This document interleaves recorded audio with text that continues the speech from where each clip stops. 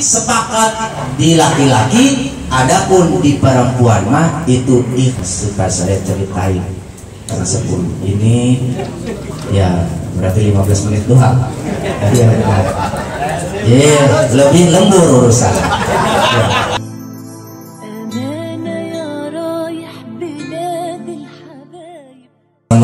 Yang saya hormati dan yang saya muliakan, para alimul ulama, para asatidz, para guru-guru, wabil khusus yang saya hormati guru kita Kanda Kiai Haji Ahmad Syahrozi, juga guru kita Kanda Kiai Haji Mahrusillah MA. Doakan guru kita mudah-mudahan selalu diberikan kesehatan oleh Allah Subhanahu wa Ta'ala, panjang umur, dan mudah-mudahan kita semua bisa mengambil ilmu manfaat dari beliau, amin ya rabbal alamin. Juga yang saya hormati Mamanda Ustaz Halaluddin, juga ambil tergesit sebanten,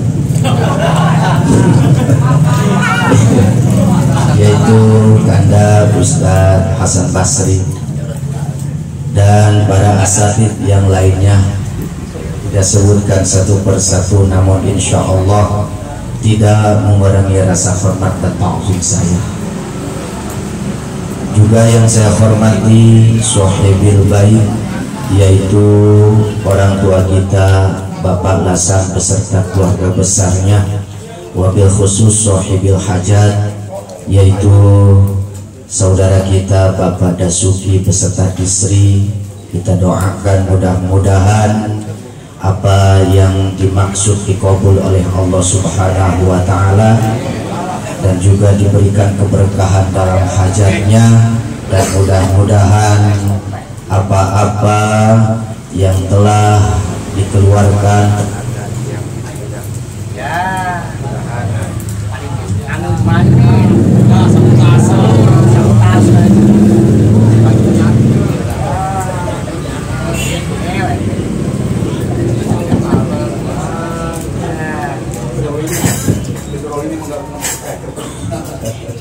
saldonya dikit gitu. Kita doakan mudah-mudahan Sohibil Baik selalu diberikan keberkahan oleh Allah Subhanahu wa Ta'ala, amin ya rabbal alamin. Juga para sepuh, bini sepuh, para tua, para bapak-bapak, para jamaah pengajian KBK yang hadir, mudah-mudahan kita semua dalam lindungan Allah Subhanahu wa Ta'ala. Sebelum saya sedikit menyampaikan mauidhah hasanah, saya pribadi mohon dibukakan pintu maaf yang seluas-luasnya bila mana ada kata-kata saya kurang baik, yang kurang enak, yang didengar oleh para bapak-bapak, para jamaah sekalian, ada keterangan atau ada penjelasan yang kurang tepat, saya pribadi mohon dibukakan pintu maaf yang seluas-luasnya. Biasa kalau saya KBK pengajian itu selesai jam 9:30, tank 9:30. Ini ya berarti 15 menit doang. Ya, lebih lembur urusan. Ya, tanggung jawab tidak suki. Iya. Kalau Haji Mahdus mah sampai jam 10, saya mah mentok jam 9:30. Udah. Iya. Selesai, berarti 15 menit doang saya main.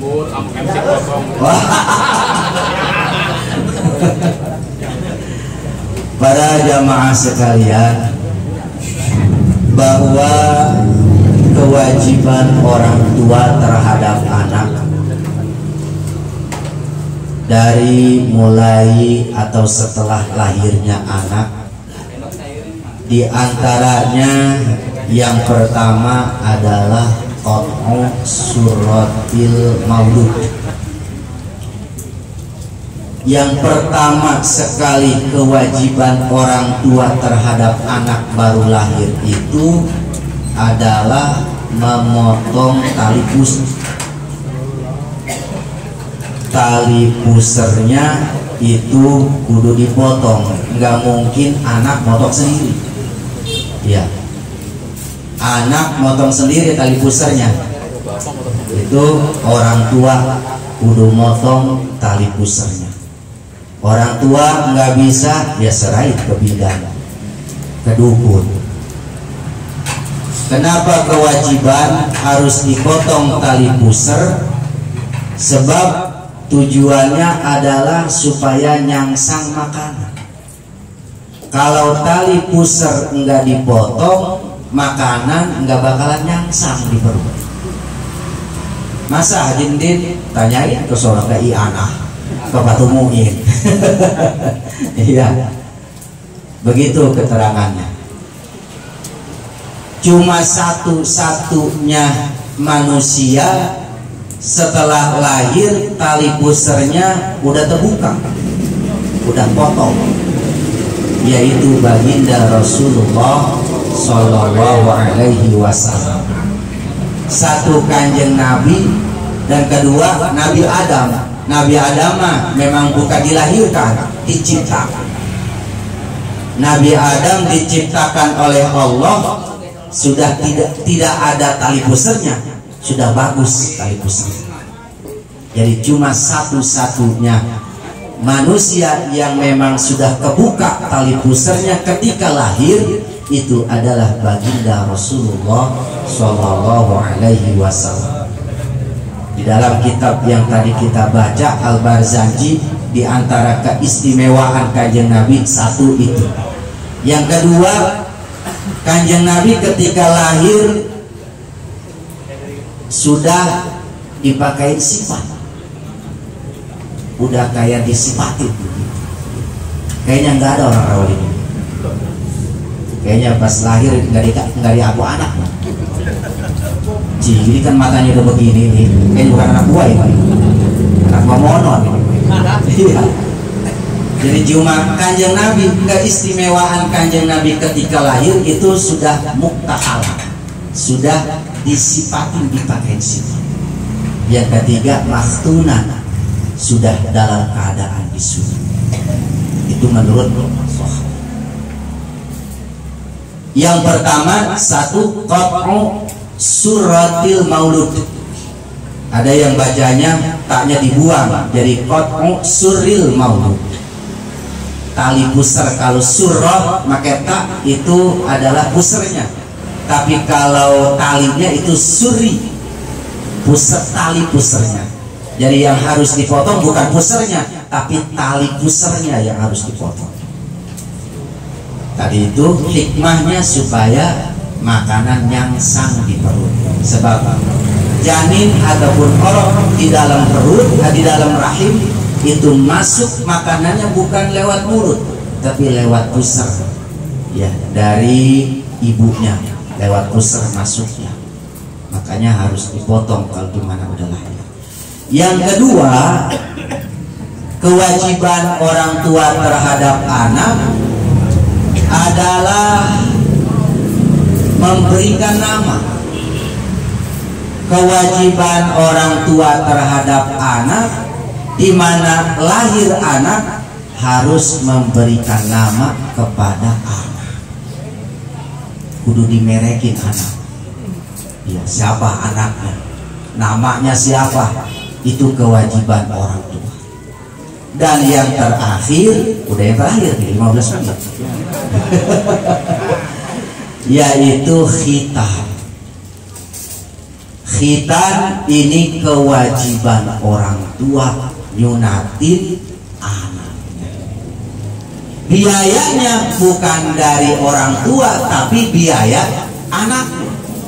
Biaya nyunatin bukan harta orang tua, yaitu harta dari si anak.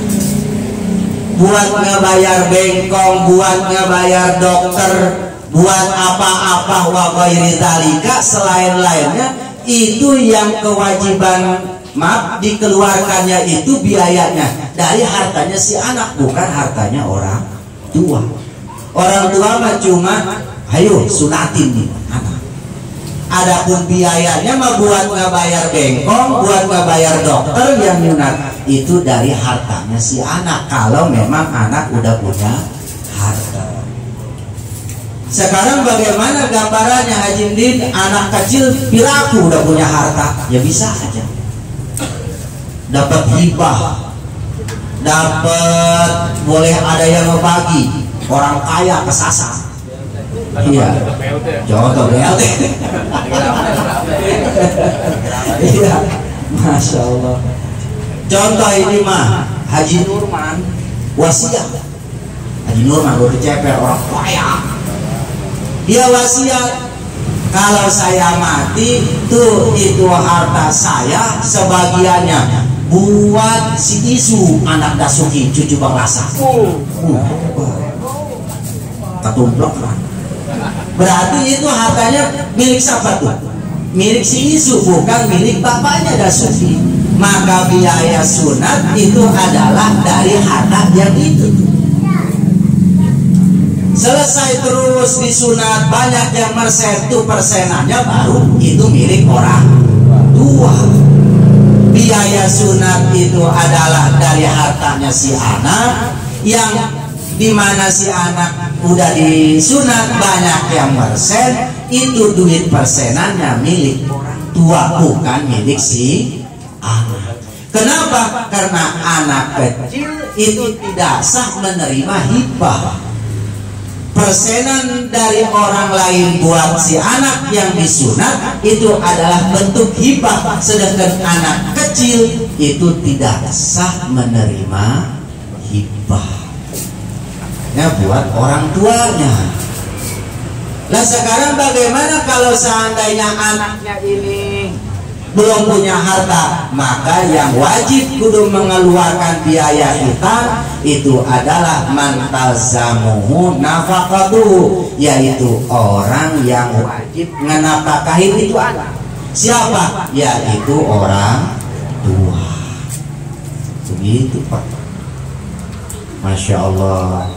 Nih, cuma Kanjeng Nabi, maaf, para nabi yang di sekian ratus ribu ada 13 nabi yang memang sudah dalam keadaan disunat.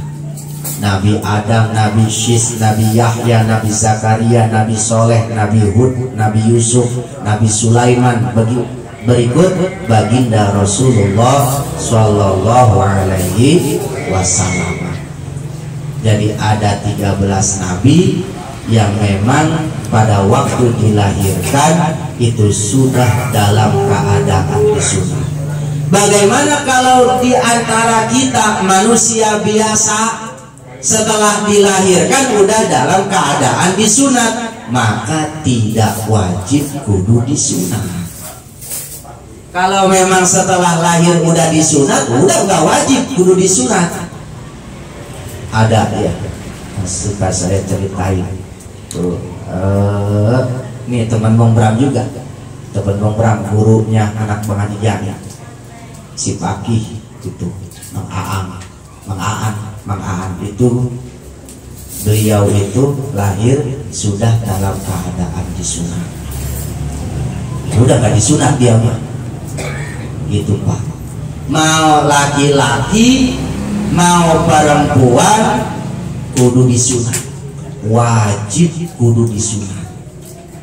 Kalau laki-laki wajibnya itu adalah ittifaq. Seluruh para ulama mengatakan di mana laki-laki dilahirkan belum keadaan disunat, maka wajib kudu disunat. Malah ada yang mengatakan ijma'. Ijma'nya ijma' sukuti. Ijma'nya ijma' sukuti. Jadi para mujtahid tidak mengatakan bahwa khitan itu adalah wajib, tapi semua para mujtahid dikhitan, termasuk ijma' fi'li itu ya, ijma' fi'li, ijma' yang memang telah sepakat para mujtahid mutlak itu semua dikhitan, tapi tidak ada yang komentar bahwa khitan itu adalah wajib. Maka disepakati oleh para ulama bahwa khitan itu adalah wajib. Wajib sepakat di laki-laki, Adapun di perempuan mah itu ikhtilaf ulama. Ada yang mengatakan wajib, ada yang mengatakan sunnah.